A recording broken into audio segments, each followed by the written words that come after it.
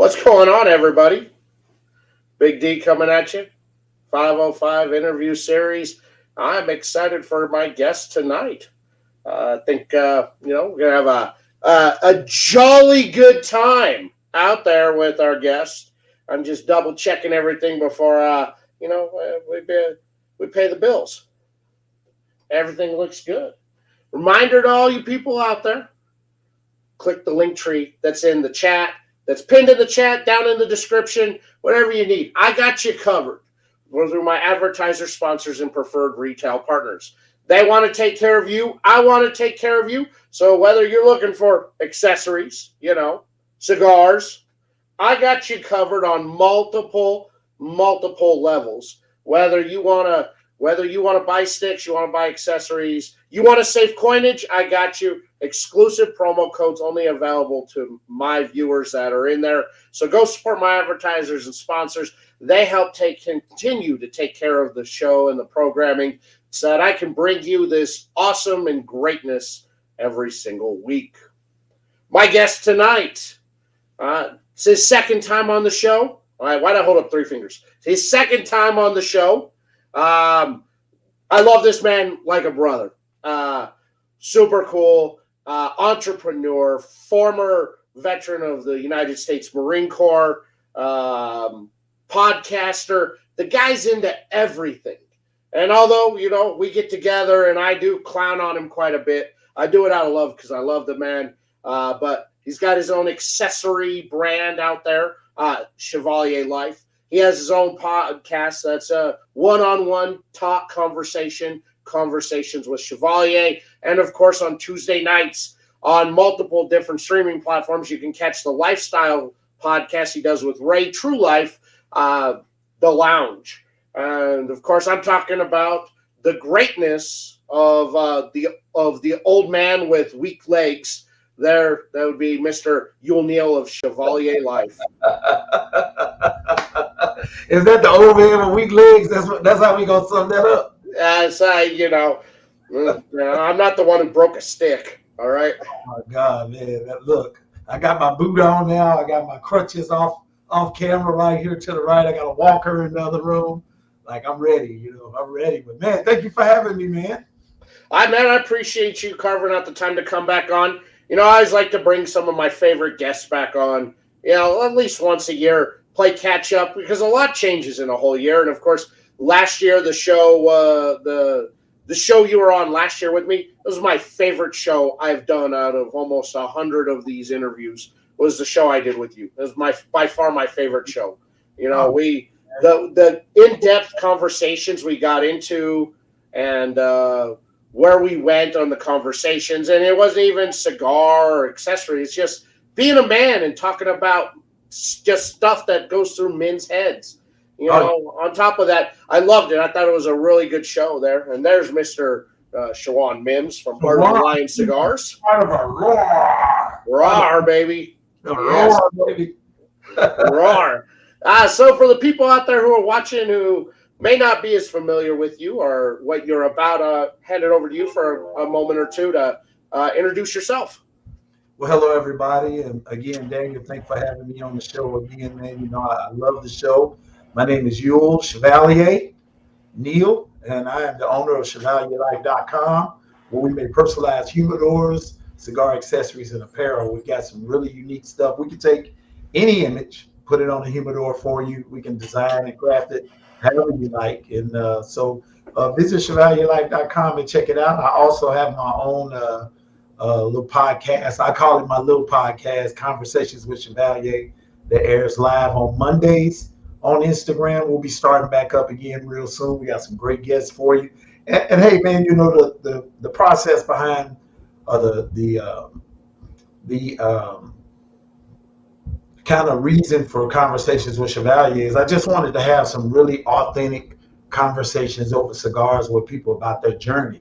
We all love cigars. Most of us that watch this show or any other like this, we're all fans of the cigar culture, and so I created Conversations with Chevalier so we can have a little bit more in-depth view of the people's journey that are part of this culture that we all love so much. And on Tuesday nights, every Tuesday night at 7:30 p.m. Central Time.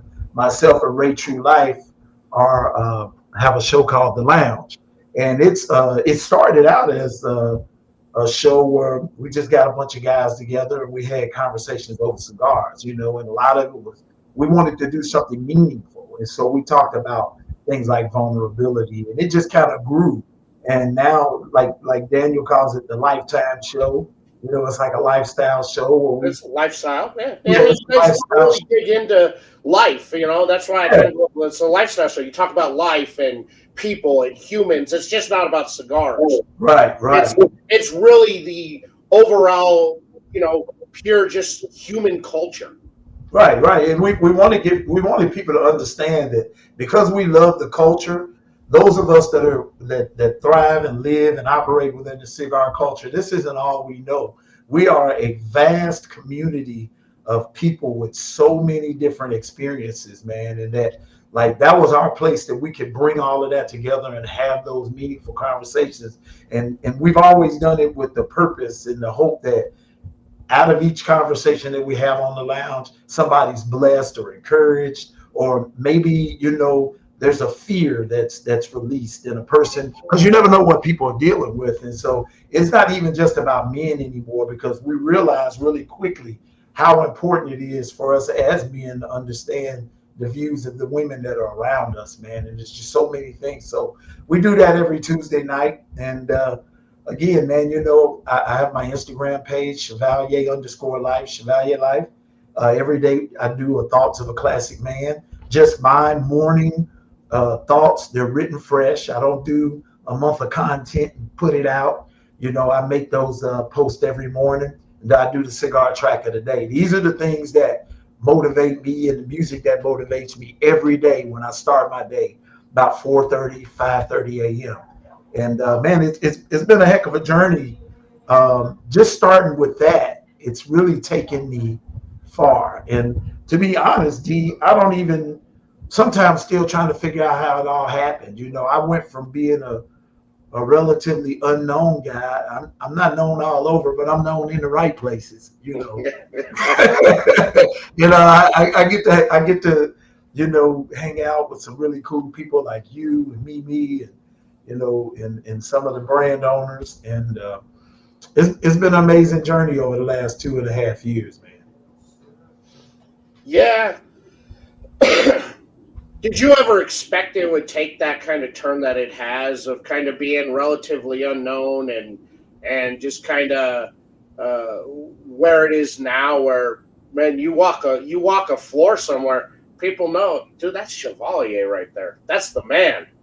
Man, so you and I spent a lot of time together at PCA. So I'm being genuine when I say this. I don't even think in that realm. Remember y'all had to talk me up because I was scared to walk out on the floor.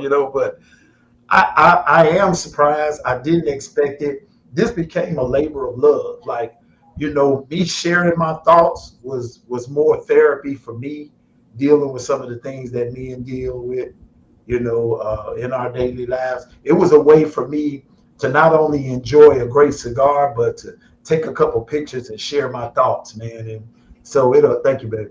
It was more that than anything. I never expected, never thought that people would gravitate to it the way they did, and to me, I never thought that it would happen that way.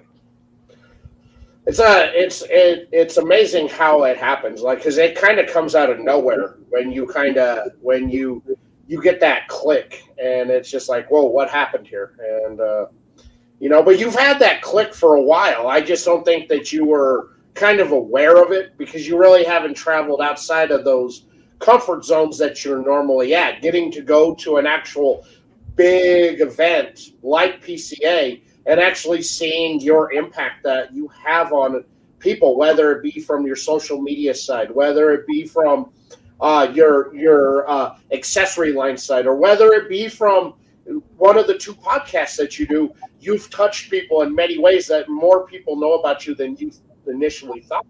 Man, and let me tell you, you saw it. It was overwhelming for me it was really overwhelming for me. I didn't realize, and I actually did a third show with Melanie Cisco, the last draw with Melanie Cisco for Fuente. I did that show for about 4 months, and I think that's when I started.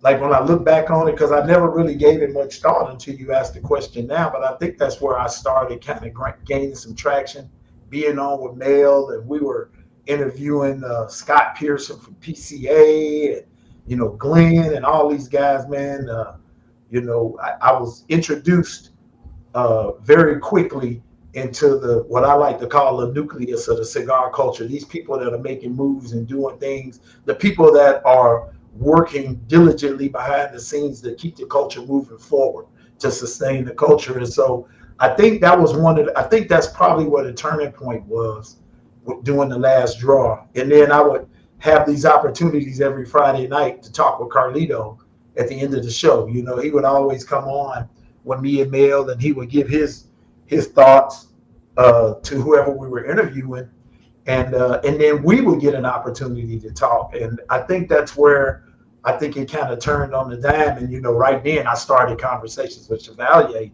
and I had Neal on, Carlito, and a few other notable guests, and I think I think that was maybe the turning point. I can't see anything that I did. I think I was just in the right place at the right time. That's usually how it ends up happening. I never really realized my impact on what I had out there when I first started until I went to TPE for the first time as a member of the media, and the amount of brands that saw me and what they talked to and what they were saying to me, and I was like, wow, these guys actually watch what I'm doing. I'm just a dope who's doing a dumbass review. But man, these people are actually watching me and watching what I'm doing. And but they do that for you, man. Like the funny thing about you for me, I was a big fan of yours. When you asked me to come on the show the first time, how I do, man. I fanboy I fanboy. I'm gonna be open on the show tonight, because I can't hide it from you anyway, because you already fucking know. But I fanboy, and when you had me on the show, I was so taken aback by it. I was like, man, he wants me to come on the show. Like, wow, that was one of the really big moments for me in my journey in the culture. But dude, you have a very unique way. Like, you see all these guys that they got the hair slicked back and they're dressed in the suits and all of this stuff. That's commonplace to me. But you have a way of touching a very large audience, man, just being deep. You know what I'm saying? Like, whether it's on your porch where it's, 55 degrees below and you got a barrel with a fire and you got the hood on, or you're sitting where you are now. So whenever you do a show, man, people are like, okay, what's he talking about? Because this is going to be something we want to hear. We don't know where he's going to come from next, man. A lot of those things that I think a lot of people are doing, although they may be bigger than me and you, they're predictable. And you're not predictable, bro. No, okay. I try and mix it up a bit. I saw the writing on the wall before the YouTube suspension that reviews were dead, and I said I got to have a plan, because I don't think that this is sustainable. Mm-hmm. And so I had a plan to actually start this whole interview series up in October. I was going to go through the summer and just clear out through the summer, do it, and then end it. But then that suspension hit, and I was really forced into, okay, I got to start this early. What do I got to do? And, but I always I just like hanging out with cool people who have good stories, who are good people, and just have a good vibe and talk and smoke with. And I like that. I like just to keep it at a lounge feel. But any of the OG people out there remember that back in 2020, in those early times, I used to be part of those Insomniac shows, because it was all of us who couldn't sleep but were essential employees who had to go into work, and none of us could sleep, and we just sit up smoking all night long. And it's like, well, it's 2:30 in the morning. I got to be up in 2 hours. I got to try and get a little bit of sleep or something, man. I can't do it. And then when I got the COVID and it affected my ear and I couldn't smoke at all, I really couldn't sleep because it hurt so bad that I was up all night just not even smoking, just having fun and bullshitting with everybody. And I said, I kind of want to keep the show like that too. Kind of a fun lounge feel, but also just like a bullshit hangout. Let's just talk. You know, if you have a brand, let's come on. Let's talk. Let's learn about you. Let's learn about the brand. You know, let's get in depth about who you are. Tell us about the brand, the stories. Get in depth.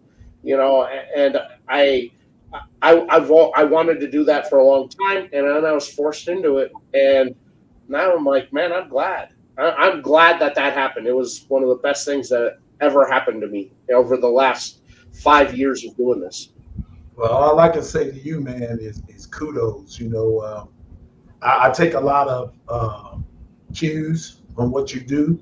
I try to do my own thing, but there are certain subtle nuances that you have, you know, small things in the way you transition when you're talking to people and the way you kind of guide conversations. I get a lot of that from you and a couple other people, mostly you. I tell you, one of the people that I love their interviews, and you know, she doesn't do many shows now, Cigar Royal, and she's very smooth about the way she does things, man. And it, no matter how nervous you get, she has this way of kind of transitioning you, you know. And Ray True Life, you know, Ray has his show. You know, I have conversations with Chevalier. Of course, we do the lounge together, but he has his show, the Herfordor Lounge, which is going to be coming back soon. And Ray was the first show that I ever did, first interview that I ever did, and it was really interesting because, like I said, I'd never been interviewed before, and I was nervous, man. But you know, you already know what I'm about to say. I'm nervous all the time, you know, whether I'm walking out on the PCA floor or even when me and you were walking into Tapping Ash for the first time. You know, you're like an old salty dog, and I'm like, dude, is my jacket okay? You know, like a girl or something. You know, I'm like, what the hell? So, man, I take a lot of self Well, that I respect. You know. Well, thank you. Look, you know, I didn't know it wasn't always like that, and I kind of had to, you know, I really had to kind of work at it, and I just kind of act like me, you know. What you usually see me online as, it's the same as in person. You know, I try, you know, I'm not, I'm definitely not a phony or a fake. When I talk to people, it's genuine, it's real. You know, I'm truly interested in what you got going on, what you're saying, what's your story. I'm really interested in that. And if you hang out with me at a club, then just like it is on some of these just freestyle live shows where it's just laughing and fun and jokes nonstop, you know, that's just who I am. Yeah, I got that too. You know, that was our first that was our first time hanging out in person. I know you're going to be here for Dallas Smoke Fest in November, and I plan on showing you a great time in my city the same way you showed me a great time in Vegas. Because if it hadn't been for you, let me tell you something, I'd have walked around 10 minutes on the floor and been somewhere eating and laying in my room with a remote. You know, I probably would have punked out, but. Yeah, I appreciate you, man. That's why, you know, I think a lot of people, they see how we razz each other, and you always messing with me with the Schmedium church and things like that. But for me, that is us. You know, that is us. You know, anybody that ever thinks that there's some animosity or something negative in it, they just don't know us. Yeah, they don't. They experienced me and you together in the same room, having fun, having some drinks after we didn't spend $160 on 2 drinks and 4 cigars. I'm still trying to figure that out when we were at Vegas. I don't know how we spent almost $170 on 2 drinks and 4 cigars. That's there. You know, but it's there. But I tried to get you to go out to PCA last year, and you just couldn't go. I was like, you got to. If you're planning on growing and expanding your brand, you've got to get your face out there. You got to meet that. And so, having that opportunity to take you onto the floor, to introduce you to people who I knew that could help you, and Mel doing the same thing, introducing you to people who can help you. I mean, that's what we're all about. I mean, I want to see you grow and succeed. I want to see your accessories and your humidors in every fucking lounge in this country, man. That's what I want. I want to see you grow and get big and blow up. That's that's my friend, man. We used to be cool. He blew up, and that big ass head of his got even bigger. And he just looks at me like, I don't know who that fool is. Hey, look, I never do that. I might be somewhere and you'll come walk in and I say, hey, there's my favorite baby daddy right there. I mean, like, yeah, let me tell y'all a story about my homeboy. He's the number one baby daddy in America. Believe that. Most of the time when I say that to you in the comments, when I'm watching the show, people are like, what's he talking about? They have no idea, but me and you know what I'm talking about. We know what we're talking about. And I appreciate that about you, man. And before we go any further tonight, man, thank you for what you did for me. Between you, Mel, and Michelle Murkison, those conversations and the time that we spent together at PCA will be something that I will never, ever forget. I will never forget that, man. And I should have stayed that extra day. I got back here and I was kicking myself. I should have stayed, but I had to get on back. Had the election going and all that other stuff, but I should have stayed. You left, and I was still out there grinding out work for you. Yeah, I heard. I talked to Nikki when we got back, and she was like, "Yeah, man, well, that's your boy." I was like, "Yeah, that is my boy. It is my boy." I'm still out there because you hell bent on trying to find somebody that could manufacture that certain type of humidor. And right. I was hitting up everybody there trying, that did. I was like, dude, let me get your card. Let me pass it on. That way you guys can link up and he can tell you exactly what he needs and if that's something you can do. Yeah, I think out of that list of people, there's about 3 now that over these next 12 weeks of me being on the couch and in bed, I'll work with those guys, kind of talk with them and see where we are, see what we can come up with over these next couple of weeks. And hopefully by the end of the summer, maybe we'll have something, at least a couple options to go with and go from there. So, but again, man, thank you, man. So after your first PCA experience and you see where you're at business-wise, do you feel that you set your goals for the business underachieved, and that you need to now knowing you going into 2025, that bar needs to be higher than where you have it set?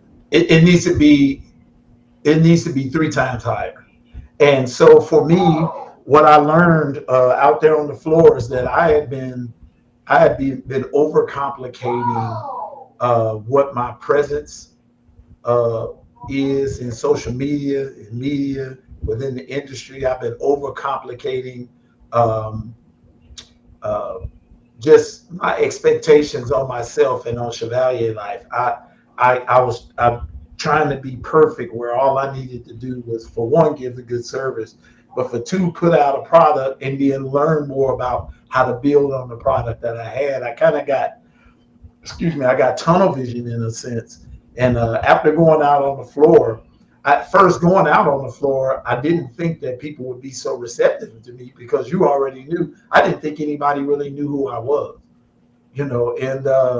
and so walking up to people and they're like, hey, you're Chevalier. And I'm like, and then they're saying it right. They're saying Chevalier, not calling me Chevrolet or Chevalier, or, there's, some of the things and the experiences that we had that day, man, made me, I had to kind of reshape my whole thought process because I had been, really overcomplicating this whole thing where I needed to be simple And had I been more simple, I probably would have been a lot further in the first year than what I've been, and I've done really well.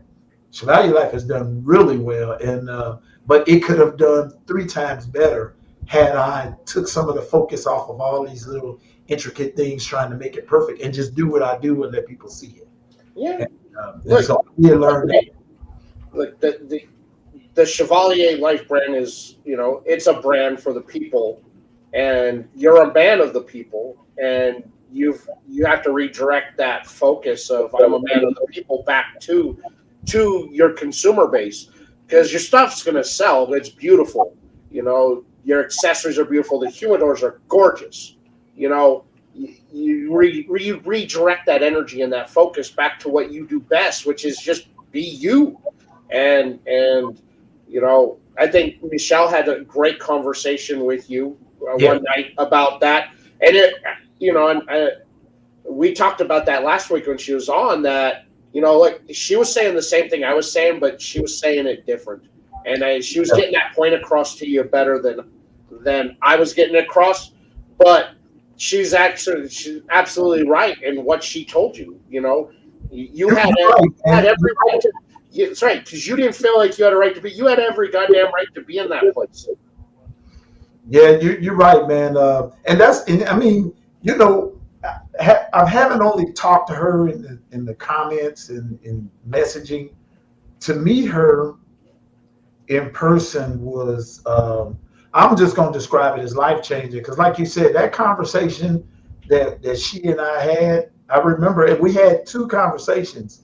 I saw her the night before when we did the party the night before, and then on the opening day of PCA, I was walking in and I ran into her. She was taking, she's got a whole photo. She got a whole photographer following her around and stuff. She's big time, And so I walked up on him, and she's looking all fly. She's got her stuff on, and she turns around and she looks me in the eye like this. And she said, "Where are you? Remember, you deserve to be here. Come here." She takes charge of you and pulls you off to the side. And as funny as it was, it made me feel like I'd known her for 10 or 15 years. Same with you. It made me feel like, okay, these people are seeing me. They're seeing things in me that I'm not seeing in myself. And am I open enough to accept what they're saying, hear it, trust it, and go with it? And I was.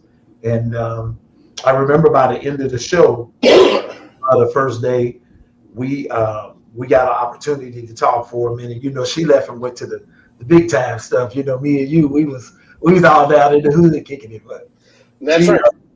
We had we had more fun. Let's just be honest. Oh yeah, we had way more fun. Yeah, we had way more fun. But the I saw her later and we had an opportunity to talk, and she just kind of came right back around and summarized everything, man. And it made so much sense. I'll never forget some of the things she said. And, ironically, though, that's what the culture is all about, pouring into one another and helping each other grow. I didn't feel being there, going there, like I said, I didn't feel like I really belonged there. But once I got there, I felt like everybody was expecting me to be there. That's how I felt with the way people received me. And it was just an interesting feeling. And like you told me the year before, you got to come to PCA. A Cigar Rockstar, we on the phone every other day. We smoking together here. Man, you coming, man. Me and Jameson going to be there. Just get out there. I got you. Just get there. And, me overcomplicating the deal, I didn't go the first time. And I think I missed out on a great opportunity the first time. But I definitely learned on the second one. Thank you. Thanks to you and Michelle and Melanie Cisco. Thank you. And now you see why Michelle's my work wife. I know, man. I know. You see why. Meet you, sister-in-law. That's right. She takes control of the situation. Yeah. She has a way of communicating, especially when I get inside my own head. She's got that way of talking me out of it. And I experienced it. I know what you're talking about. I experienced. Man, she is amazing. She's great at what she does. And opportunity to meet her. I see why she's moving through the culture the way she is. Mm-hmm. I see why she's moving through the culture the way she is. Because Michelle is of the mindset, if this is what I want, this is where I will be. This was designed for me, hands down. And then she makes it happen from there. Yeah, she manifests and it goes. Like I told her last week, their planner. I'm like, I bet you I could open up your planner and you've got already every day planned out till 2035. Oh yeah, can you see me? Yeah, I see you. Oh, okay. Because all of my screens just shut off, so I can't see anything. But my camera's on. Can you still hear me? I can still hear you. Yeah, I don't know what happened here. All of my stuff just shut off. Maybe it'll come back up. uh, old people. My son's coming here to help me out. Old people and technology. Yeah, man. Old men and technology. It just ain't what it is. They like just log me out. Well, as long as you can see me, I'm good though. Yeah, we can hear you. Oh, The way that your face is frozen on screen, it's not something that I'd want people to clip and screenshot. Oh, you gonna tell them to do it? No, I'm telling them not to. All right, yeah, I'm working on it, but we'll just. Yeah, that's right. Don't clip and screenshot that face. Yeah, I don't know what just happened here, bro. You're good, man. Yeah, You're good. They working. I'm proud of the success, and I want to transition over now to the podcast side of what you got going on there. And I like the conversations with Chevalier because it's definitely an intimate conversation, and really the way that you dig down into people's lives. There you are. You're back. All right. Yeah, my wife just came here and logged me back in. I guess it logged me out there. Sorry about that. Just wiggle the mouse every now and then. Oh, wiggle the mouse. Wiggle the mouse every now and then. Wiggle the mouse. There you go. Gotta wiggle it. Okay, I'm with you. Password. All right. The way that you're able to really dig down in the conversations that you have with people and pull out a lot of intimate details about people's lives fascinates me. And you have that type of personality and tone and inflection in your voice that people feel comfortable and want to open up to you, and they talk about a lot of things that they never really talk about with people. Where did that come from? Man, I think I'm 56, get ready to be 57 pretty soon, and damn. I've lived a lot, man. I've lived a lot. I grew up. I'm a hood kid. From Gary, Indiana, and I went to Marine Corps, and I got out. I've lived. I made a lot of mistakes. I've been blessed to that those mistakes haven't ruined my life, but I've lived and I've learned. As a man, I've learned the advantages of being vulnerable. And so when I'm having those conversations, the conversations with Chevalier, it's never scripted, bro. There's certain things that I'm going to ask, but I generally sit down and listen to people. And then there's some, people will tell you things about themselves and their journey, and you start to realize, why this? Like, why do you think this happened to you? And as you ask those questions, man, a lot of times people want to say, they want to tell you, they want to get it off their chest, and I try not to go too deep. I try to be really careful, but,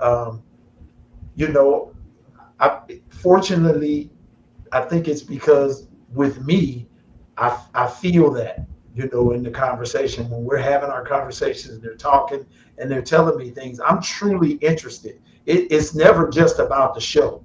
It's about, I'm always thinking in the back of my mind that I want somebody to get something from what we're talking about. Like, we're having conversations over cigars. Look, anybody on the platform, they know what's going on, Jeff.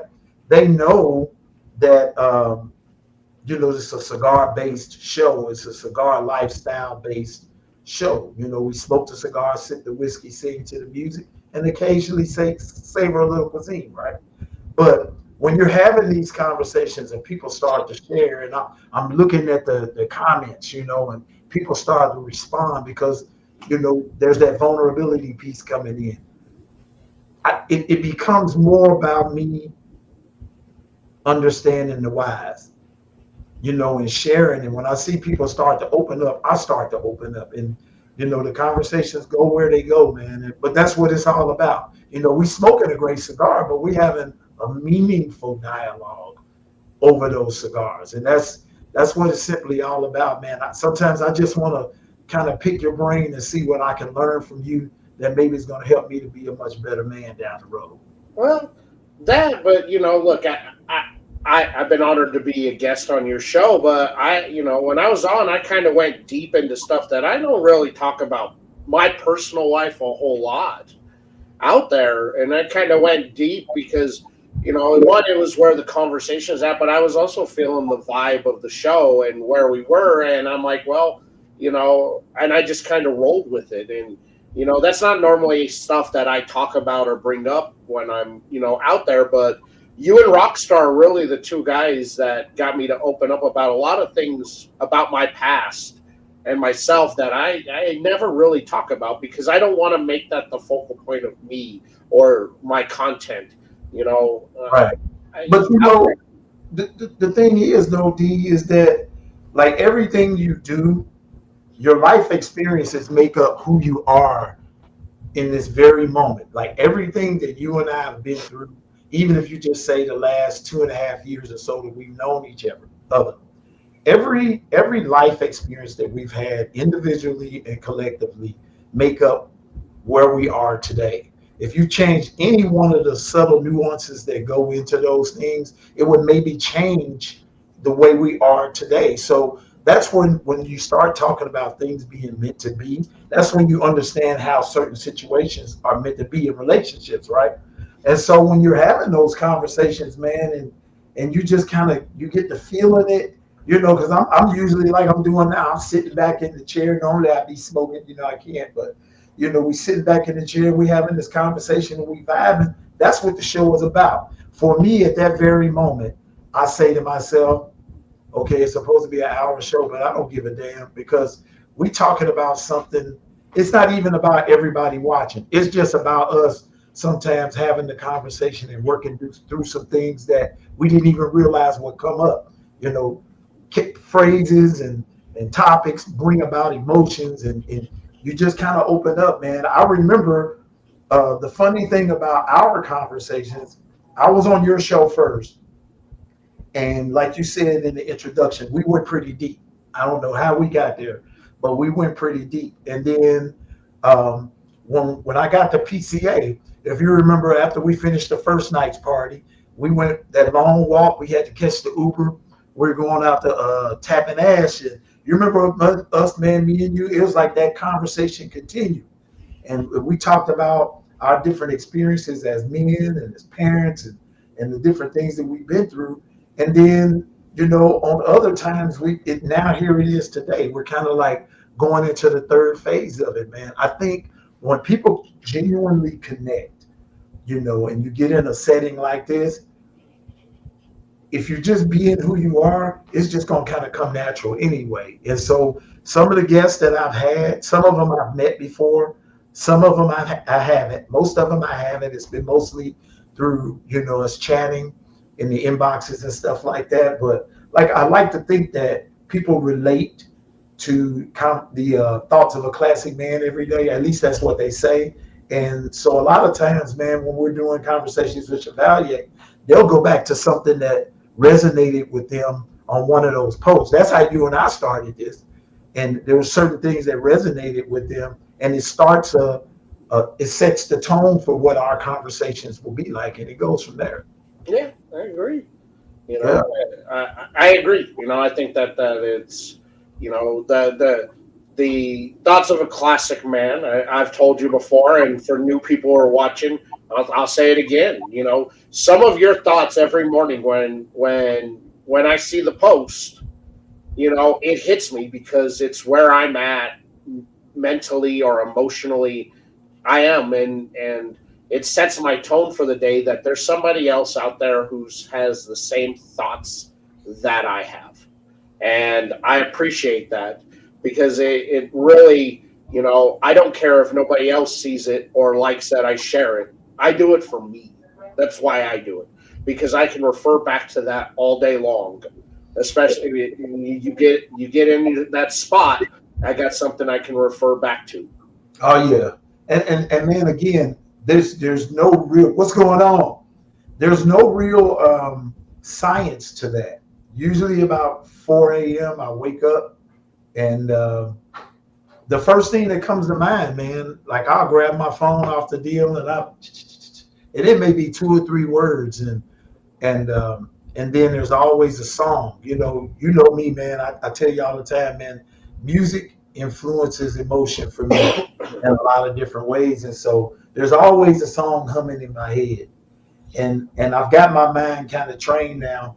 If on the day before I'm humming that song a lot throughout the day, then that's probably going to be my cigar track of the day the next day. And now when that happens, man, it's usually either something from the lyrics of that song, it's something that I'm reminiscing on or I'm giving some thought to that brought that song, and I'll just kind of jot it down. But like I said, I've never ever once sat down and wrote up a bunch of thoughts of a classic and then shared them like on the calendar. When I'm writing those, I'm writing them right then. And so now you notice there'll be some days that I don't because I've been in some pretty dark places over the last couple of weeks. But Yeah, yeah, but all of them are spur of the moment right then.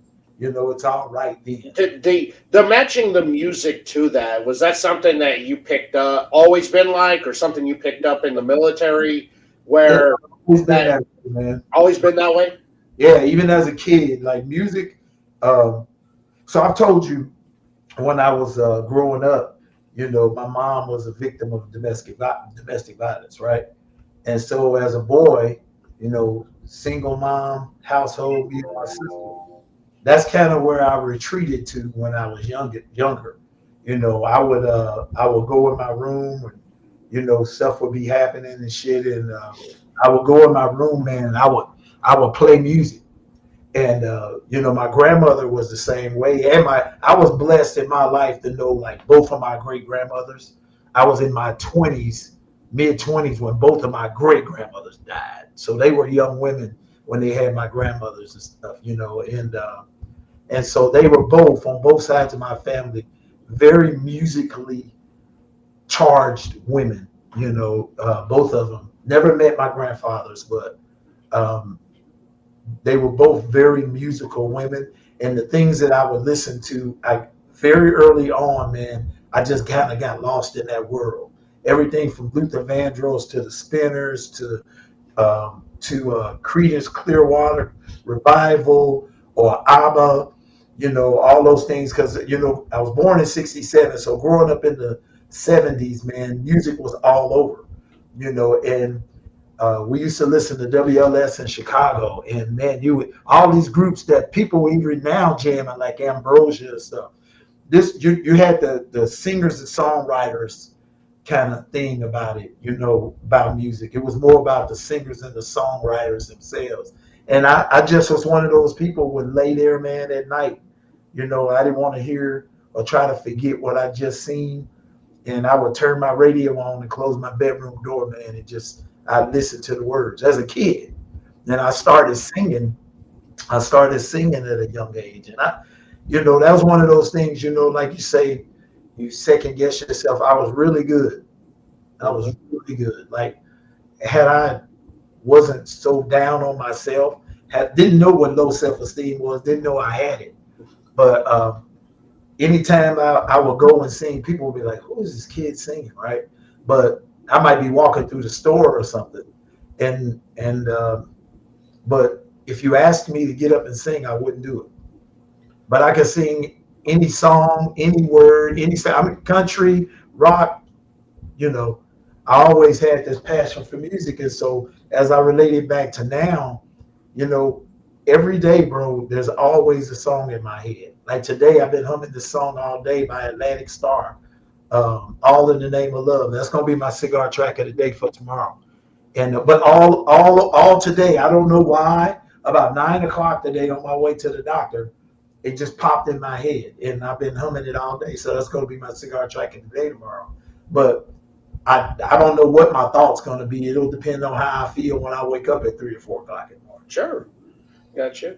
So then let's move over to the lounge a little bit. So the lounge takes a little bit of elements from both your conversations with Chevalier and Ray's Herfador, and you guys kind of meld them together, and more of a community, more of a communal show that digs deeper into the lives of community members, plus issues, whether it be political or social, that affects everybody, just not one person, but everybody. And you guys dig in and you bring in more, which it's not really, guest orientated on the show, more community oriented with your cigar friends, cigar personalities that are out there coming on and really giving their take on things that are going on that are affecting them or affecting the community as a whole out there. Was that really the idea behind doing the lounge show, is to meld both shows together?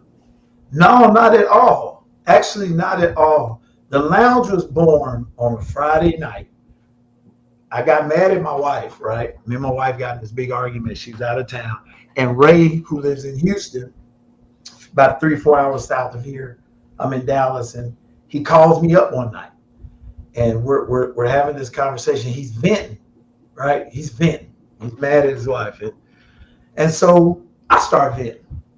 This was probably about 3 o'clock in the afternoon on a Friday. So I drive all the way home. It's about an hour ride. We're still on the phone. We're sitting, by this time, we've been on the phone a couple of hours now. It's about 9 o'clock. And he says, man, do you realize we've been on the phone since like 2:30? I was like, yeah, man. Guys don't talk to other guys on the phone for like 7 hours. I said, this is bullshit. We started laughing. And he said, what would you think if we created a live that we did where we created a space for men to be able to just sit down and have a conversation and it be okay? Because he was responding to the fact that I said, men don't talk to other men all day like this on the phone. This shit ain't cool. This could be some alphabet stuff. I was being funny. You could be some LGBTQ plus Z. And we laughed about that. And he said, what do you think? And I was like, hell, let's do it. That's how the lounge was formed. And we after a couple of weeks of kind of talking it over, we did the first one. Had a few people come on. Ray is amazing at, the graphics side as it relates to manipulating certain things for his show, and he's gotten a lot better. I'm still learning it, but he's gotten a lot better at it. And we just started, and the first thing that we started talking about, the first show was about vulnerability. And I had shared with Ray in a phone conversation about my journey with domestic violence, as a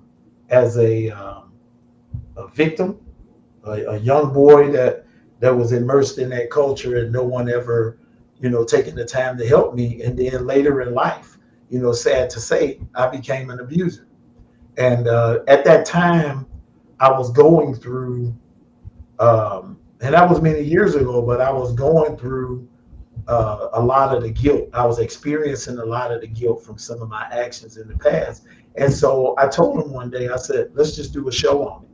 And that's when the lounge really kind of took off. And we sat down and talked about it. We had some ladies come on and give their views. And of course, there were some people that was on there, fuck you, Chevalier, you ain't shit, all of that. But there was also some people that came on and said, man, thank you for sharing the journey, because I too did this and I never understood why. And, and thank you for being open enough to share your story, which makes me now, there was people saying that it released them from something. And so Ray and I decided that when we do these shows, we're always thinking in the mindset of wanting to touch somebody within our culture, within every culture, no matter what you're into, cars, music, cigars, whatever you're into, you got a group of people, like-minded people together. But as we enjoy whatever the culture, the genre that we're a part of, we all have our still individual lives that we got to work through in our different situations, you know. And so if we could use, we felt like if we could use our platform uh, and our connection to the community to help men to get past some of the things that challenge them, then that was a good thing for the lounge. And that's what it was all about. It's a great show. I recommend y'all watch it on Tuesday nights over on multiple social media platforms. It is available to catch. Link. I got the links to the lounge down in the description, along with everything Chevalier as well. So, I make it easy for you people out there. Yeah, Because I love I said it, man. I love this guy. His vibe, his personality, who he is as a person, what he does. It's different, and that's why I tend to gravitate towards you, is because you provide that positive energy out there that we are really lacks in people and in this world, is that positive energy, and you're all about that. And I like to align myself with people who have that good energy, those good vibes. It just it makes life so much easier. it does, man. It for me, it makes life easier. It makes me feel like that I have a bigger sense of purpose than just selling my wares through Chevalier Life. It gives. I've always felt like I wanted my life to be an example of service in some respects, and I've always wanted to make sure that whether it was a mistake or something, or a challenge I had, or even an accomplishment, whatever it is, it's always been my hope that whatever I do, it touches somebody in a way to help them to maybe overcome something, or to help them to see something brighter in themselves, man. And that's what it's really all about for me. And I want to say this about the lounge. Daniel, I don't really have a filter, so I'm gonna say this shit. So I've had some of my white buddies and white guys that follow me, inbox me, and tell me that, in so many words, that they don't feel comfortable in the lounge because they don't see a lot of white people on there. So let me be clear about that. The lounge is designed for any man or woman that wants to come on there and talk. Just so happens that me and Ray are both black. We've got a lot of people that watch and support the lounge from different countries that aren't black. And so while there are times that we talk about black issues, there are things that we want to talk about as it relates to white people and why people feel. We're not afraid to broach those issues. Both of us are mature enough and open enough and vulnerable enough to have those conversations and not get offended or be offensive. We've never been intentionally offensive at all. But we both recognize that there's a need in our country to have real conversations. And it's our hope that through those conversations, we can kind of bridge some of those gaps. Because even in the cigar culture, you've heard me say many times, I don't want to be a part of the black cigar culture. I want to be a part of the culture itself. I want to be a part of the cigar culture. I don't look. I'm happy that you have all these different cigar weeks. So you'll have some the black this or the Rocky Mountain this or this. For me, I don't mind supporting, but I support as a cigar enthusiast, not as a black cigar enthusiast, a white cigar enthusiast, a male cigar enthusiast. I believe that in this culture, in order for us to unite and grow this culture and move it forward continuously, we have to deal with each other as a culture. And to do so, we got to be open and willing to communicate. And if there's something that you have a concern about or that rubs you the wrong way, at least on the lounge, you can come on there and share it, man. Let's talk about it. And so I want to make sure, because you have a different audience than what we have. We have a mixed audience. You have a pretty mixed audience yourself. But if you want to break down the analytics on my audience is 70% black and 85% black women. that's number one baby daddy. That's all I'm gonna say. Hashtag number one baby daddy. I digress. But Oh, geez. This. Look at who's gracing us with her presence. Brandy. Yeah, Brandy. Yeah. But yeah, man, I try to get, it's always our desire to have people of all colors, to join us on the lounge. And if there are topics that you want to talk about, questions that you want to ask, like I'm not afraid of why do black people questions. Why do black people ... Let's have a conversation. Yeah. If you're bold enough to ask it, I'm bold enough to answer it. Don't get mad. But here's what I'll say about the lounge for that. I have never once watched the lounge and felt excluded. Now, whether that be because I'm number one baby daddy. I tend to, like, most of my friends tend to be, not white. I tend to not hang out with white people. I like black people, man. I don't have a problem with it. It's just how I grew up. Yeah.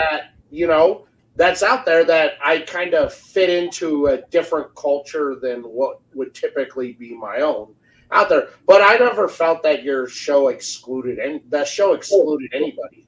It's been said. It's been said to us that, and when people have said that to me, I've said, "Oh, why do you feel that way?" Like when they send me those messages, I tell them, "Hey, you want to have a phone conversation real quick?" Because I want to understand why. Because a lot of times, and there's been a couple of times I've had the conversation, and they're saying that, and then I say, "Well, what was it?" "Well, you said this." "Well, because it's true." But it doesn't mean that that's against white people, or that I believe that all white people see certain things a certain kind of way. But I'm speaking from my experience. I said, but if you have a certain experience that you want to share on the lounge, we're open to you coming on and expressing that. And let's break it down, because what I told this one guy, I said, maybe there's something that I can say, in response to what you're saying to me, that's going to clear up something you didn't know, and vice versa. So let's have that conversation. Oh, I know. It's the legend. The legendary. The legend. And hold on. And Brandy, let me answer your question. You're just my number one black woman supporter. All right, that's where that's at. You're not the only. You're just the number one. All right, you have that top tier shelf. Yeah, you do have it, Brandy. I be seeing like you. I think between you and Michelle, I don't know.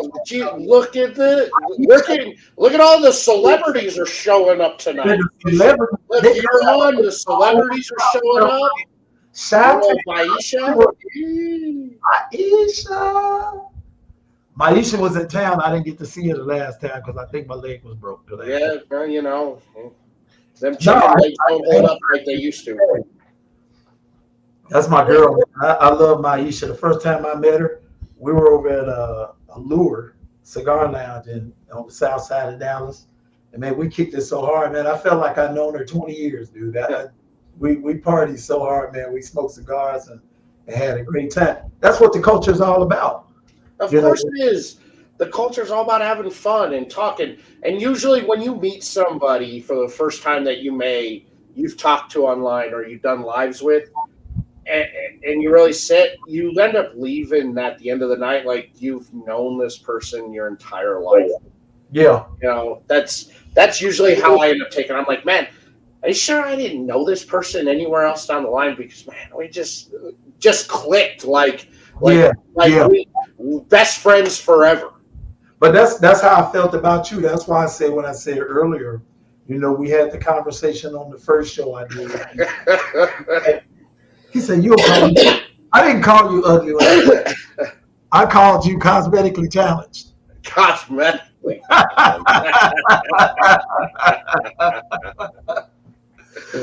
Hey, look, that's another story right there. When I met Arthur J. Buford, I love to call him my name, Arthur J. Buford. he told a story. We did an event together, Smoke Out Sundays here in Dallas with Absolute Cigars, Nikki. And he told a story about how he started his company, based on his dad. And man, it touched me, man. I had to like walk up to him and like shake his hand, man. It was just something. There was a certain passion. Again, one of those moments that you don't see all the time when a man stands in front of a bunch of other people and is vulnerable about his journey.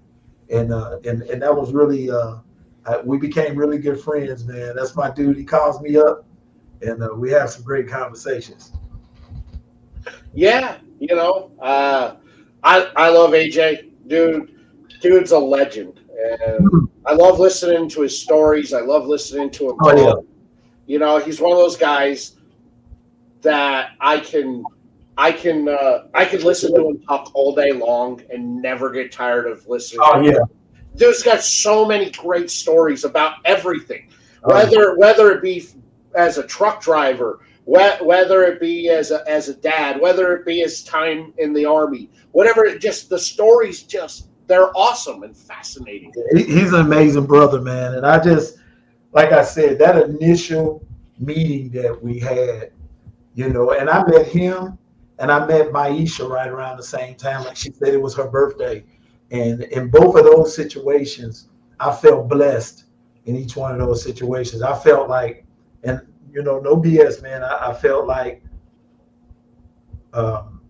me being a part of this culture is where I was supposed to be. Like I've been in the Marine Corps. I've been all over the world. And I've done so many things, but in 56 years, I felt like I finally found my niche. My little cog in the wheel, if you will, or my place where I fit in, and just meeting some of those people, man. Cigar Royal was another one. Just meet Maddie at Charlotte Cigar Week last year. I met her for the first time. Same thing, man. We just you click with some people, man, like me and you. And I feel like there's so many other opportunities, experiences that are waiting for me in this culture, man, and I'm just excited about it. This is my lifelong thing going forward. Your goal, is to, find people who you can align with and who you're there, and you got to find your tribe, as they say. And I really, I get along with everybody out there, but I really feel that there are certain people who, I'm in their tribe, man. They are, I fuck with them. If you called me on the phone and said, dude, don't say anything, I need your help, bring a shovel, I would fucking be there for you. Yeah. I don't do that. I don't say that about a lot of people. Oh, yeah. Oh, geez. Work wifey finally decided she was going to grace us with her presence. What's up? Yeah. What's up, Michelle? What's up? Hey, catch me, man. I want a fanboy on your work wife again. You can fanboy out all you want. She'll play it off modestly, but deep down she's just gonna. She'll be like, it's expected. You know who I am. All right. Yeah, she's a cool chick. Michelle, we were singing your praises about 30 minutes ago. Oh, Michelle. Oh, he was just all about how amazing and awesome you were. And yes, of course, I had to chime in that, yeah, that's who you really are. You're that person. Yes, man. Michelle, since you're on here, I was just telling everybody how, over the course of a day or so, you and I had a couple conversations that I think changed my thought process about how I felt the culture received me and how I should think about it. Like the key words you said is you belong here. And I don't think anybody had ever really said it to me. Daniel had said it one time, but it came a little different hearing it from you. And I just want to thank you for that, because I realized that, yes, I do belong there. And, I got to start moving in that vein, accordingly. So thank you. Cigars with him. Yeah. You do belong here. You do something different and unique that's needed out there in that accessory line and what you're doing. And there's a place for you. There's a place for everybody out there. It's just a matter of where you want that place to be. And some people like being on the backside of things. Some people like being up front on it. And I think, whatever it is you choose to do within the community, it's where you're welcome. There's no ifs, ands, or buts about it out there. You didn't feel like you deserved it, but honestly, you deserve to be there. That's why myself and Mel and Mimi and a few others really tried to push you to go out there and do this, because you needed to get your face out there. You needed to show the people, I'm here, I belong here, and my brand belongs here. You needed to do that, and you got yourself out there, and people couldn't wait.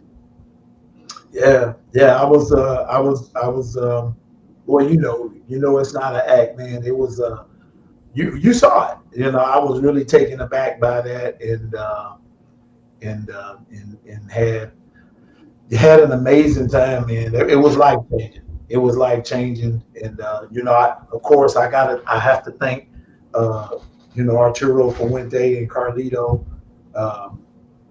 for helping me to achieve that, and welcoming me into the fold with them, and supporting me the way they do. It's been, man. I would say that is probably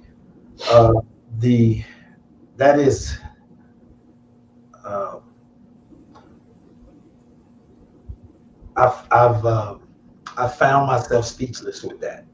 And but you see, you're in a position where you have friends that have connections and the ability to take you to the next level. Utilize that, because honestly, I don't feel like, some people say, no, I'm taking advantage on that, but I honestly don't feel like you're taking advantage. Like I said, you're my friend.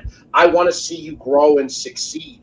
And if I can share some of my knowledge, some of my contacts, some of the things I know with you to help you grow and succeed, then that's how we continue this culture blowing up and growing. I want that for you, man. I do. From day one, what I want to see you succeed, and I want to help you, man. Because if I felt like you were taking advantage of me, I wouldn't do it. I wouldn't have introduced you to the people I introduced you to. I wouldn't have taken you around and showed you all that stuff. But I really think that you needed to soak in that culture side of things and be exposed to it, and really see that there are people out here who want you to grow and succeed. Utilize it. Utilize those contacts that you have, man. There's nothing wrong with it, because your growth and success is awesome. You're such a down-to-earth, level-headed guy that I don't think that you're going to I don't think that it's something like you're not going to fumble that ball. You're going to take it and run with it. You may break your other stick with it, but at least you're going to take it and run. All right. I don't know how much the chicken legs can handle all that additional endurance, but I got a boot on one. I'm going to give you the ball, man. Coach put me in. All right, man. Go for it. I got a boot on one, man, and like I said, I told my wife the other day, we were talking, and I told her, I think this was God's way of sitting me down. I'd gotten to a point where I was dropping the ball a lot, because I was trying to do everything and be everywhere here in Dallas, and trying to go and support and do this. And what I realized, man, I was doing myself a disservice. I was in so many places that I wasn't able to focus on some of the things that I've had to, needed to focus on.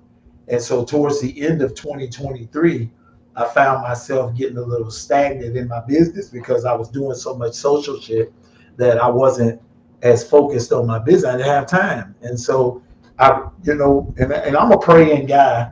I am a praying guy. And I prayed about it now. Of course, I was running for school board here, and I was doing all of that because I have some other passions too with, education in my community and things like that. And although I didn't win the election, I won in the sense that I created some very valuable relationships in my community. And that was very important to me. And now, right after that, the day after the election, I break my damn leg. And so from that, I've been praying for God to get me in a place where I can sit down and truly see what his vision is for me, because I felt like it's all over the place. And I had to be honest and saying, well, did it take me breaking my leg for me to honestly sit back and see, okay, this is what I have in front of me, and I need to put everything into place and work these things, the way I need to work them to be successful, to align with all of my passions. Because I love cigars. I love this culture probably more than anything, but I also care about the children in my community, and just representing my culture in something other than what a lot of people think that we are. And I'm not just talking about the Black culture, but even in the cigar culture, there's a big negative connotation that comes with it in some respects. I know here in the Dallas area, it's so divided, and one of my goals is to be a part of things that I feel like unify or can unify the culture, so the culture grows here in a positive way. Like I said earlier, not a Black cigar thing, not a white cigar, just a cigar thing. And if we don't get a hold of that, you have certain cultures that are thriving in different cities, and it's not really thriving in Dallas the way it should with us being a melting pot. The Lord will guide you, trust in it. Exactly, Michelle. And that's kind of where I'm at. Right now, I just ask God to give me clarity on the direction I need to go in. Right now, I'm in a space where I can sit down and hear him, because I ain't doing shit else all day long, sitting on the couch or sitting out in the backyard watching TV. But look, as somebody, as you said, as a person like you, as yourself, as a man of faith, you have been blessed with having a lot of people in your life that can help you and guide you with your journey on where you're trying to go. And you have to be the one that utilizes that and reaches out to those people when you feel like you're stuck in that mud. You've got to utilize the assets that are available to you, and those people were put in your path for a reason, and Yes. you can't be afraid to utilize it. And I think that's kind of been one of those things where you yourself said you feel stagnant at times, because you're not utilizing what's available to you. You're not getting out there and utilizing platforms the way you should. You're not utilizing context the way that you should. You're not utilizing your people, your tribe that's there for you when you need to. And take advantage of that. Because we're here for you, and we were put in your path for a reason. Yeah, I realized that, and I'll tell you, PCA was definitely that was my first real sign of that. Being amongst all of these people that I, in a sense, idolize. The people, you and Michelle, and even her aficionado, and hanging out with Carlito and Carlos the Third, Jose, all these different people that I had an opportunity, people that I talk to on the regular. I've always taken the viewpoint, I need to just do it on my own. And like you said earlier, man, sometimes you got to kind of humble yourself and allow people to help you. And that was a lesson that I learned at PCA. I learned that I'm supposed to be there. I did learn that for sure. And now I've seen that things can be a lot easier if I just pour into the connections that I have. So you're right about that. And I appreciate everybody, everybody that has supported me.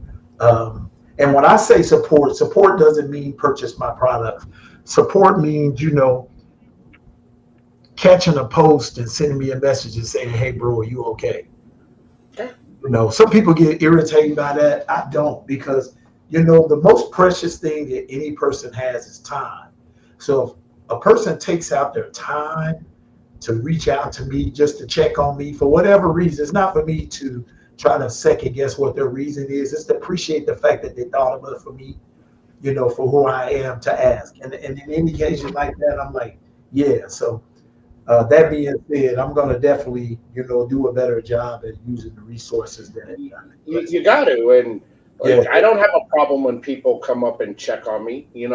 I'm coming into my busy time at work, and my presence on social media kind of gets less and less during this time of year. But Anthony's in here. He hadn't seen me on for a few days. He hadn't seen nothing. He called me to check on me the other, Sunday, yesterday. Dude, you all right? I'm just checking on you. I haven't seen anything from you in a little bit. Just want to make sure you're all right. Yeah, man. Just busy. Got a lot going on. Between work and the baby and stuff. I just don't have the amount of time that I had before to it. But I'm here, man. I'm not going anywhere. I'm still doing stuff on the backside. Of things. Just because you don't see the post doesn't mean I'm not grinding it out and I'm not working out there. And Maisha,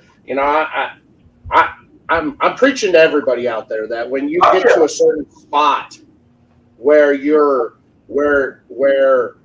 trying to grow, where you want your brand, your life, what you want to be out there, utilize the people that will help you get there. Whether it's just somebody telling you to get out of your own head or knock your shit off, or whether it's somebody who can introduce you to somebody that can continue to help you grow. Utilize what you got out there. I'm bad at doing that like Chevalier is. I'm bad at that. I got to do it myself, but I realize that I got people out there who I can rely on if I need something, and it's just something that we as humans don't do very well, and us as men are terrible at more than women are. Yeah. There's no weakness in asking for help out there, but from anybody, and I get it. I take way too much on my plate at times, and I get overwhelmed by a lot of what's going on, and it's a matter of I know who I can call that will tell me to slow down or get out of my own head, because I need that pep talk, and every now and then we all need that. And, Oh yeah, I definitely do, man. But I want to broach something. I want to touch on something that you said earlier. So you said to me about conversations with Chevalier. You said one of the things that you liked was the way that we're able to you felt that I'm able to pull out information from people and make them comfortable enough to share it. But I think it's not really something I'm doing. It's just like this conversation we're having right now, and everybody in the comments. Man, you and I are open enough to say the things that really need to be said, and I believe that that's how those organic types of conversations happen on Conversation with Chevalier, when we're sharing thoughts and people, those thoughts resonate, and people are willing, when things resonate with them and touch them a certain kind of way, they're willing to come in and share their thoughts. That's how those conversations happen, like this one just happened a couple minutes ago. That was the perfect example of what we're talking about. Yeah, I agree.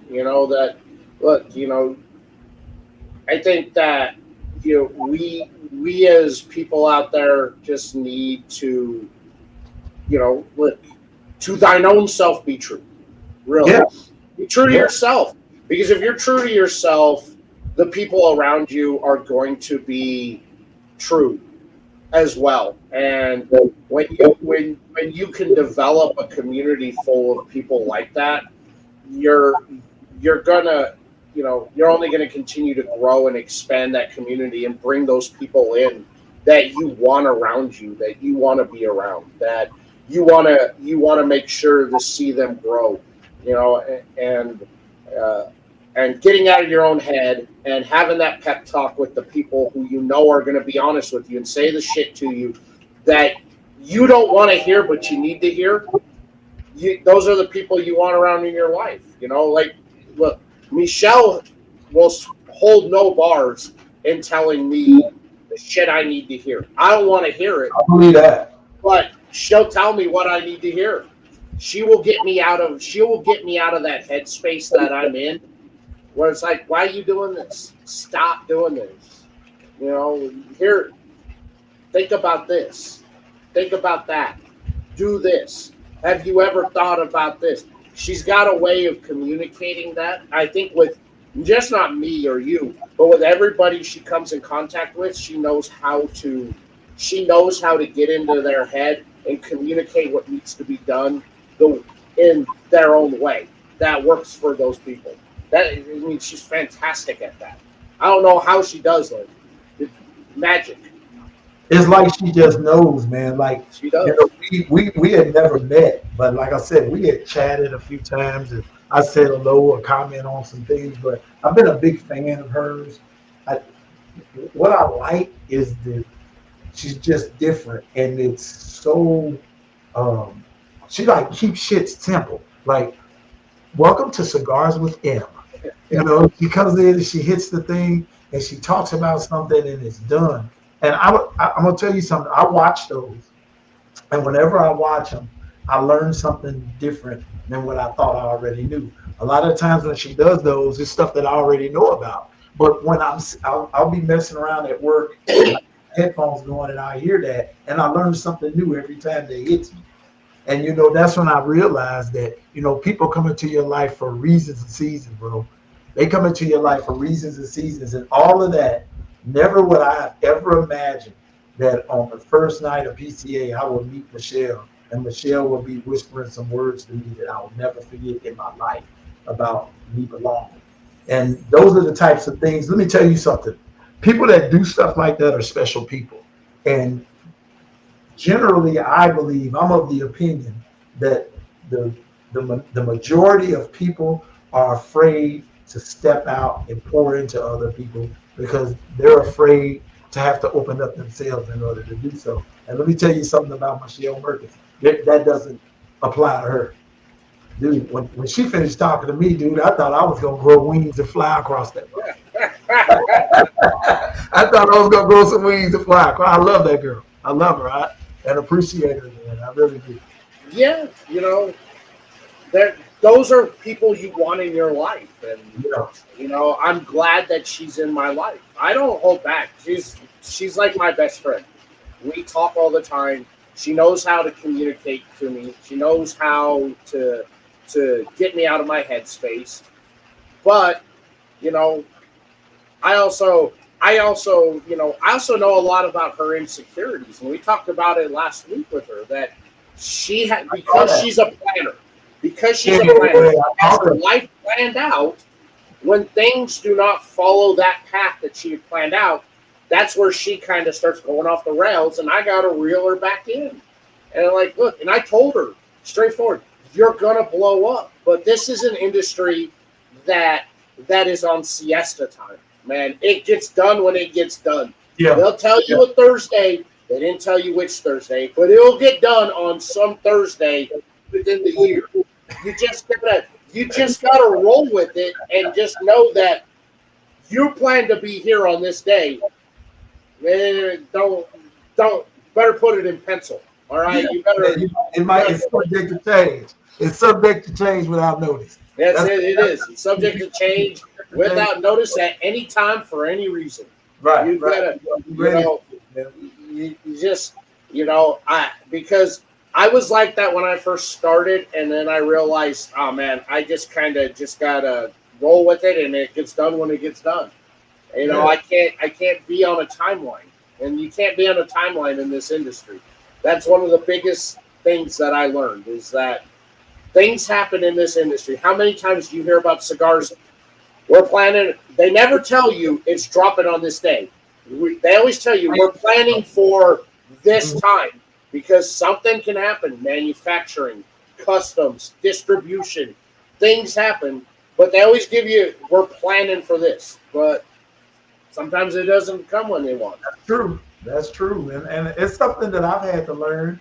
You know, I've had the intention to do a lot of different things, and then for some reason they don't come to pass. But to be honest, man, when that happens to me, sometimes I look at it and say, maybe it didn't need to come to pass right now.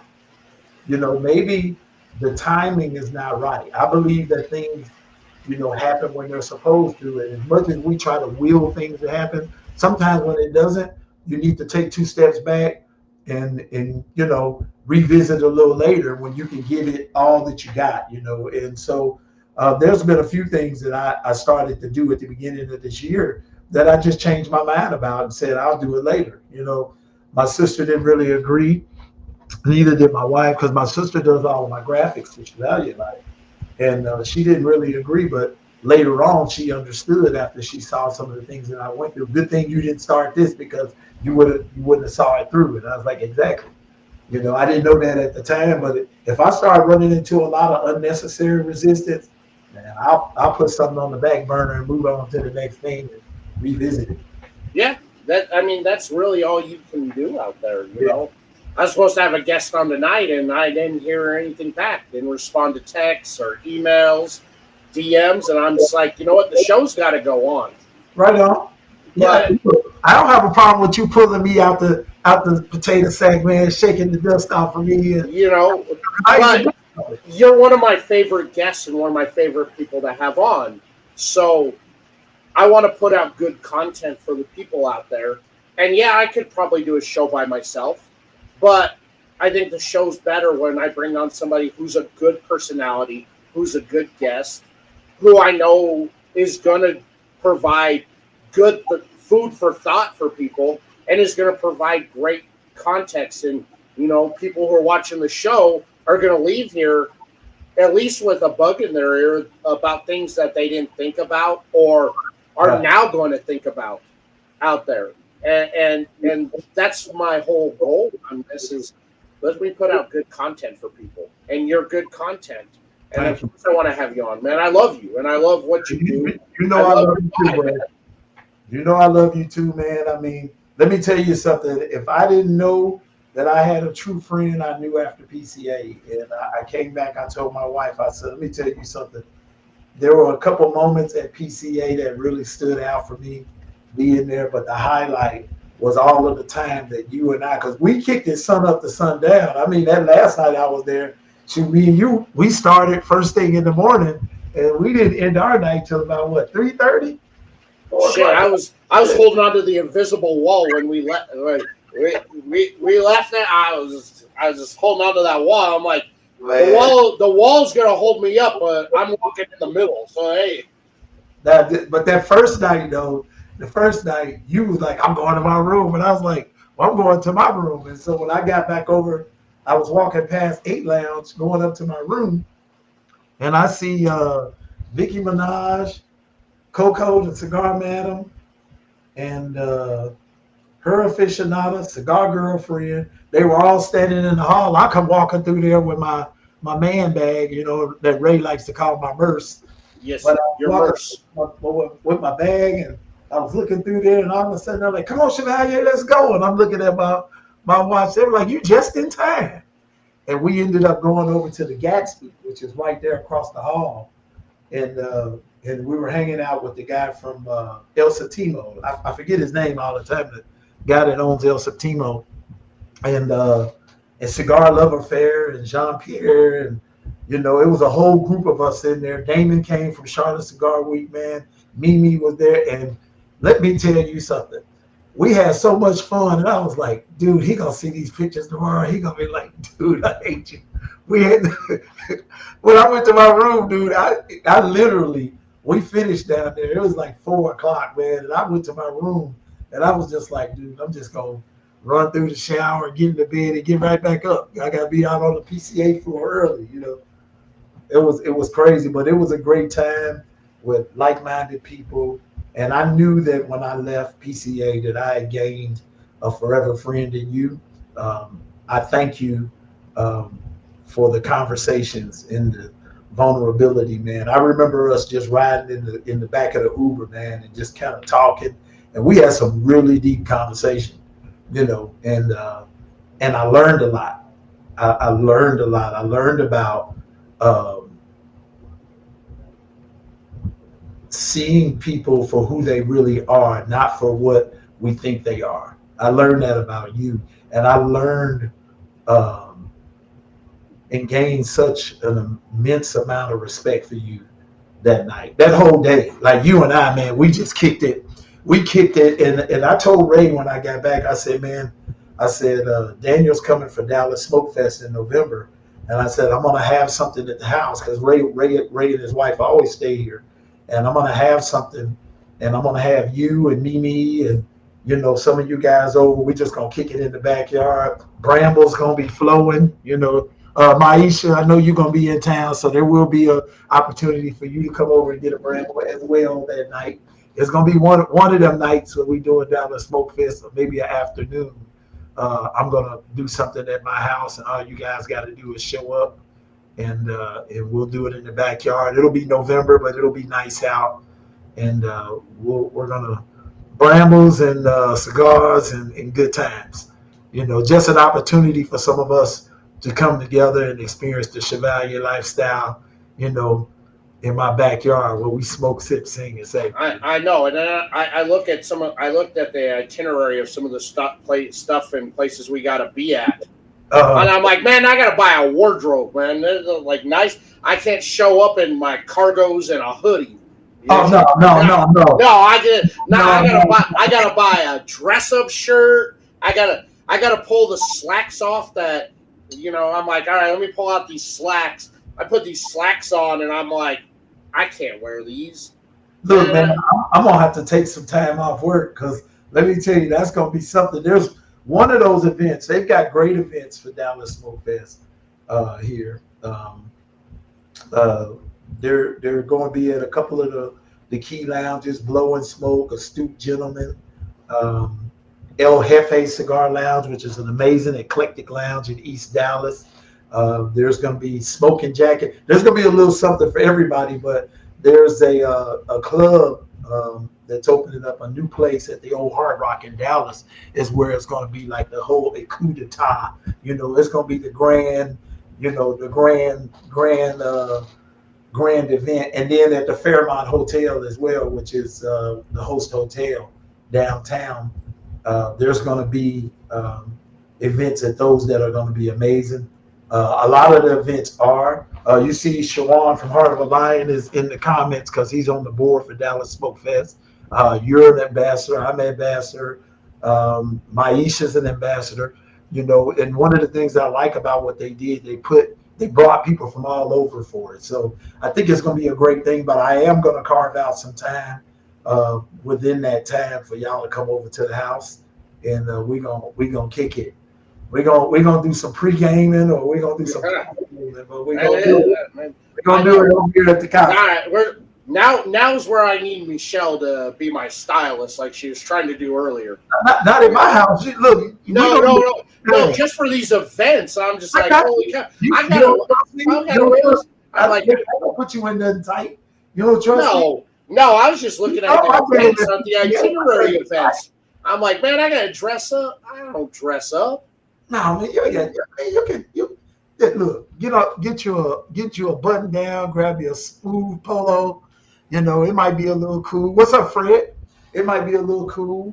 Throw your little turtleneck on and a sport coat, man. We'll run out here and get your $99 sport coat, bro. Man, dress up. I tried these slacks on, and I'm just like, okay, let's try it. I'm like, oh man, these look pretty good. And I'm looking in the mirror, and I'm like, nah, now I'm gonna have people staring because this shows off like way too much of the moose knuckle on this. Oh no, you know what we're gonna do then? I'm gonna run you over to Cigar Rockstar's house, and we're gonna go in there. Oh yeah, wait, you want me to get the mesh to wear the mesh tank top? Yeah, man, we're gonna raid Cigar Rockstar's closet, man. Like, let me tell you, look, but if Cigar Rockstar's having something at his house, we're gonna have to flip over there too. I know, I'm gonna have to put the blinders on. No, it's a Christian event, man. It's all Christian. Christian. I put the blinders on. I don't see it. I'm a sweet and innocent boy. I'm a sweet and innocent boy. No, it's all Christian mingle over there, bro. You know, a lot of prayer, a lot of religious. Yeah, it's how I've seen the videos of rock star parties. I don't know what you're talking about. Yeah, I didn't see you in any of them videos. Well, No, I've seen the videos. Yeah, I'm looking forward to it. I am. I like the people that they brought on as ambassadors because, like you said, you've got from just regular people who ambassadors to industry people ambassadors to me on the media side of things ambassadors. You really have this great level of people there that I think are going to do a great job in promoting out the show. Shawan and everybody on the board there has done a fantastic job in putting together. I've really enjoyed. I've enjoyed seeing the how everything's taken shape in the group chat that we're all in. Oh yeah. Yeah, I've really enjoyed seeing how everything's taking place and growing from where it was at from that first Zoom meeting that we had to now seeing, okay, we're set for this, and hey, what about this? And the conversations from everybody, and nobody's conversation is ideas blown off. It's everybody's. It's their opinion is validated, and they're like, you know what, I like that. It wasn't something that I thought about. Let's see how we can integrate that in. That's really good. I love that. I think that it's gonna be a good deal, man. It's gonna be a great deal. You got people, like Sherry Jones out of Las Vegas, Puro Latina. We've got, Angel, Lady Aficionada out of San Antonio, who has her own following here in Texas. And beyond. To be honest, she's an amazing person. We've got some great people. They've even got some media people with Skip Cheatham, who's a co-host on the D.L. Hughley show, syndicated radio show. He's here local and a part of the culture as well. He does a lot with music here. He's a program director for one of the big radio station chains. And so just having all these different people, I think, are going to bring everybody brings their own nuance, their own experience to what they're trying to create. And that's why I'm happy to be part of it. I think it's going to be good for Dallas, and I think it's an opportunity to create what we were talking about earlier, fostering more unity within the culture. My wish is that, going into the next Dallas Smoke Fest, that,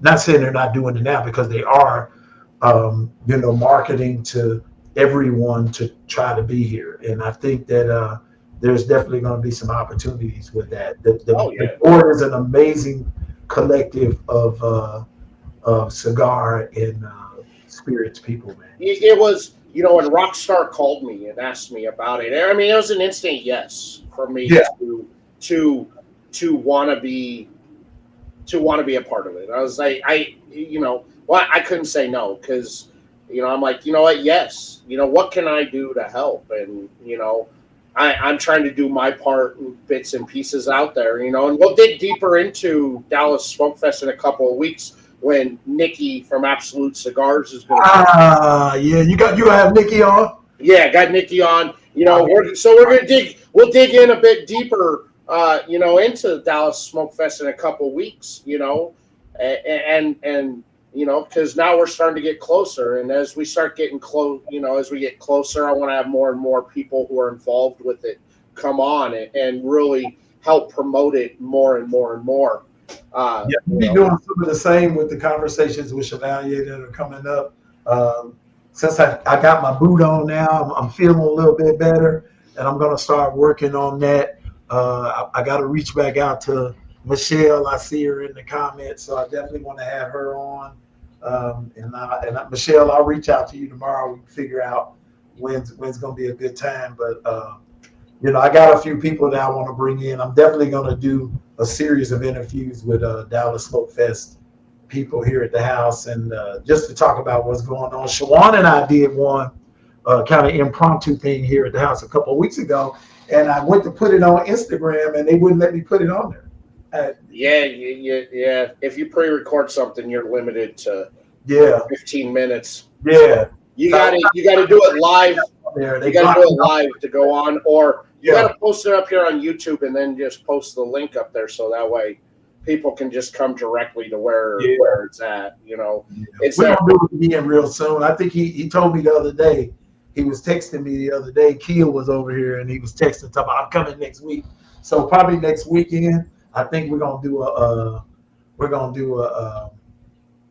maybe do a live when he's over here. We're gonna actually sit down and talk about it. I may tell him to bring a couple of them over here, and we may just have a conversation. Shawan, let's talk about it tomorrow, bro.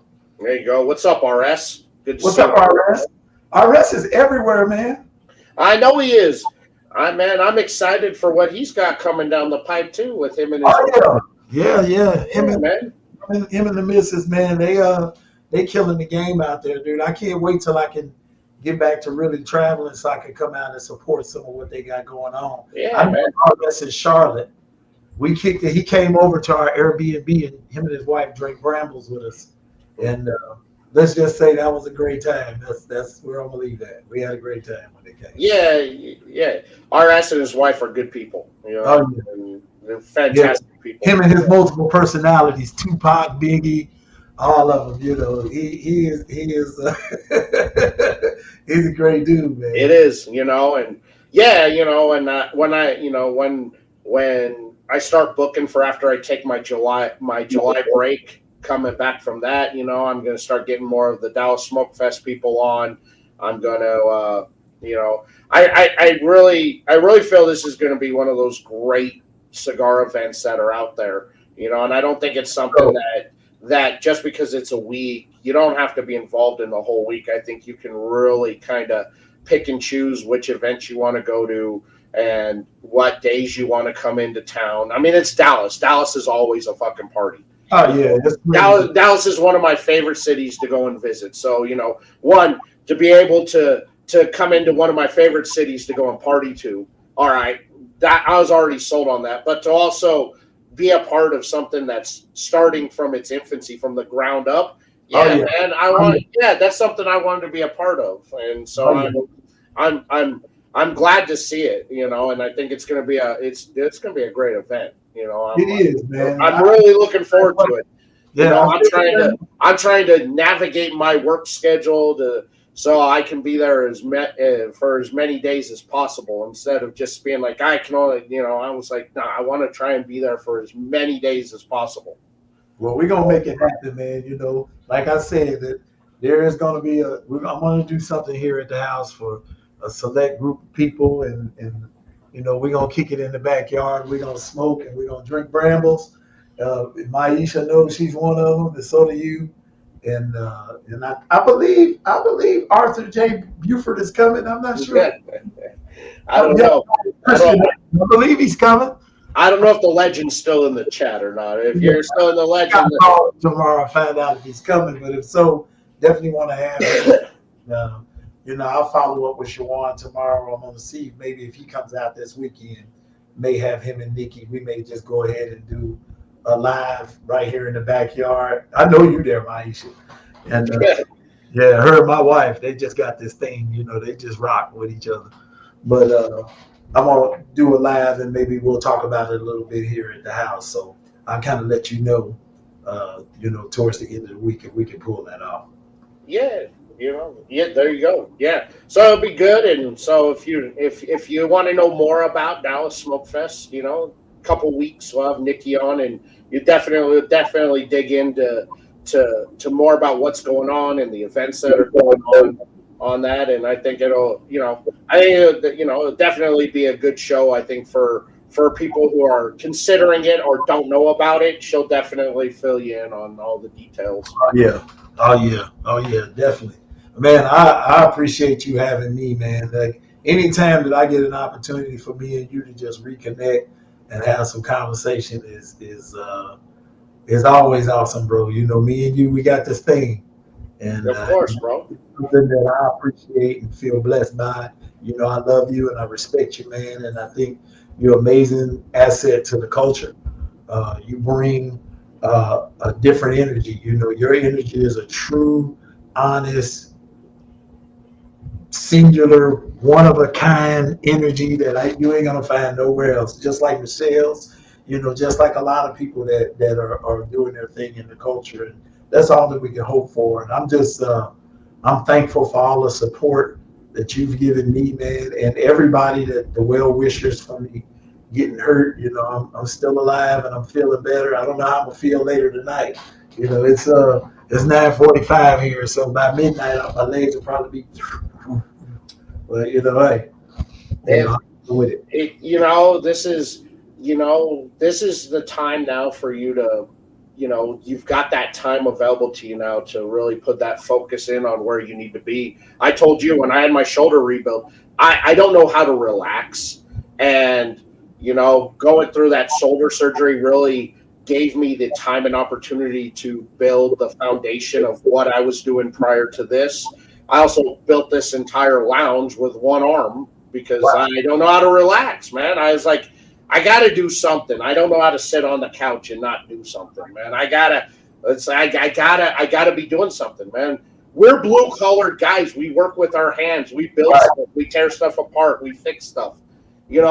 It's not in our nature to just like not do something. And going from 60 hours a week to 0 hours a week. Well, now what am I going to do? And so right now, man, I've gone from 60, 70 hours a week to 0. There's some I just lay in the bed. Yesterday, I laid in the bed to watch Warrior on Netflix all damn day. I'm just doing whatever I can to, this first couple of weeks to kind of get my mind together. I got a long journey. I got another 9 or so weeks of this thing. So, but now's your opportunity to start building everything that you've had in your head, because now that time's there. So just because you're not at work working, you're working on other work, the work that what's going to carry you in the next couple of years when you retire. This is your retirement plan right here.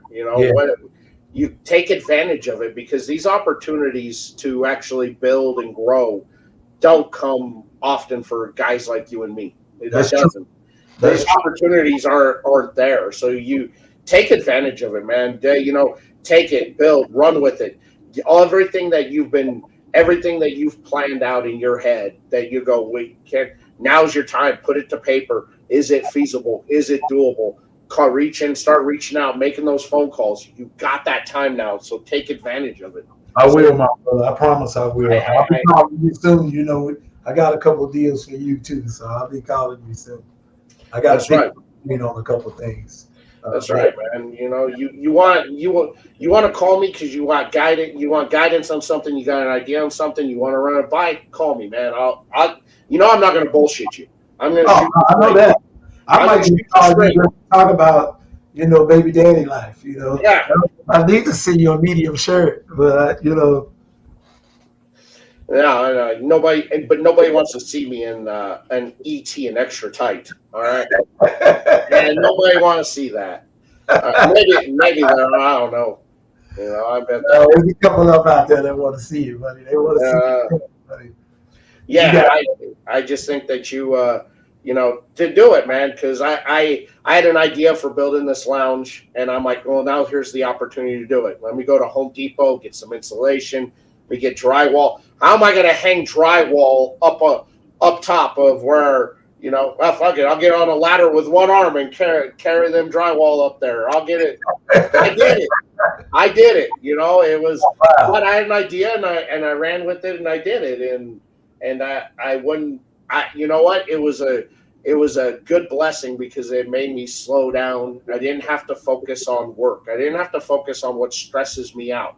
I could focus on something that I love and what I wanted to do. And honestly, I think it worked out, and I'm glad, because then once I got off of the injury reserve list, I had to go back to the grind of every day of fuck, I got to deal with this again. Shit. Right. But you created your space that you could escape to. And Yeah.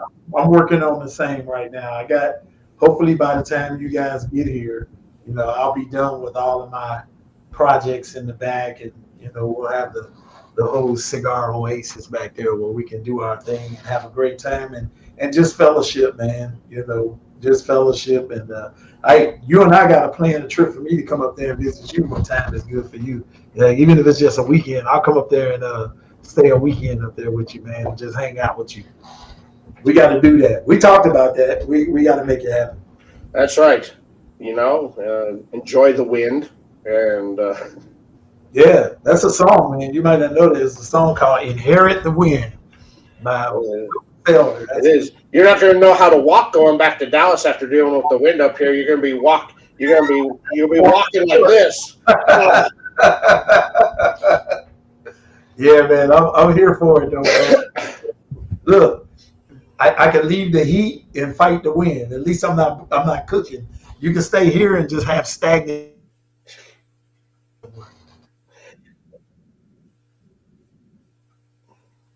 Hey, it could be, but it always seems like something happens whenever anybody rolls up here to like visit. When Natasha came, all the forest fires from Canada came down, and she wanted to see mountains, and everything's just gray and just sucked in by all the smoke on everything. I'm like, she's like, where are the mountains? And I'm like, there. I I had to drive like out of my way just so can kind of see a mountain. Because all the smoke had the mountains. Because all the smoke had everything just socked in, and so it was like, okay, wow. Like I had to like drive like literally to the base of a mountain so she could see a mountain. Yeah, we gotta do it, man. Like hopefully, man, between now and Dallas Smoke Fest, we can make it happen one weekend. I think we'll make it happen, man. I think plan that, man. We'll do us a little content, and I'll give me a plaid button down, red and black plaid button down, and one of those cool ass hunter hats so you pull the flaps up on the side. We sit around and smoke cigars and talk shit. That's what it's all about. That is what it's all about. Man, I appreciate you carving out the time to come on. Love having you on, brother. I love having you on, and I'm thankful that you were free to be able to come and share what's going on in the Chevalier life world. And everybody who's watching, if you want to connect with Chevalier or anything Chevalier's in the description, I got links to everything him. So I've made it easy for you all to connect and find the website if you're interested in wanting to get any cigar accessories or a customizable humidor. The link is in there. If you got questions about it, you can shoot him a DM. He's usually pretty quick at getting back to you if you've got questions or concerns or an idea. Yeah, feel free to DM me, especially on my Instagram, Chevalier_life.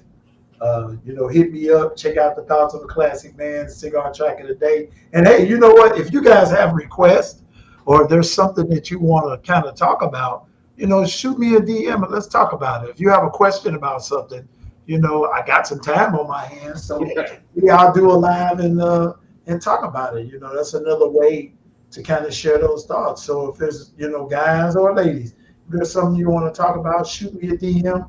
And let me know. I'll do a little research and I'll do a little live and we'll talk about it. But I thank you guys for supporting me. I thank you, brother, for supporting me. And I invite you guys to come be a part of the Chevalier lifestyle where we smoke the cigar, sip the whiskey, sing to the music, and savor the cuisine. I love you guys, and I hope that you guys will come along for the ride. There you go. And chat, man, you guys crushed it again this week like you do every week. So thank you to all of you all in the chat. You make this show just as fun, and you guys always have great questions and bring it together for the show out there. No show next Monday because it's Memorial Day. holiday. We're off, but we'll be back the following Monday on the 3rd. Get John Stewart from Sagrado Cigars coming on. He's got some new stuff dropping out there. I was over at his house last weekend, smoking some of the new stuff he's got dropped. Ooh, he's got some fire coming. He's got one that he's working on that I gave my input on the blend. Instant drool bucket. Instant. Okay. We'll talk with John about that. Makes it nice when a brand is, a 40-minute drive away where you can just go over and sit at some house and be like, yeah, it's best lounge. I know the thing with Heart of a Lion. Shawan lives like 15 minutes from here. Yeah, so it works out. Exactly. It's the best cigar lounge you can go to. It's like, I got some new stuff I'm working on. Can you come over and smoke? Eat.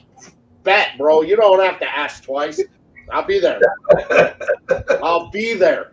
So, yeah, I'm excited to talk to John. He's got some new stuff dropping, so we'll check in with him from Sagrado Cigars. And that's it. Guys, thank you so much for hanging out with us tonight. Chevalier, I appreciate you so much. I love you, brother. And y'all in there, take care. Be safe out there. Don't do anything Chevalier and I wouldn't do because we're sweet and innocent boys. And we will see you next time, everybody.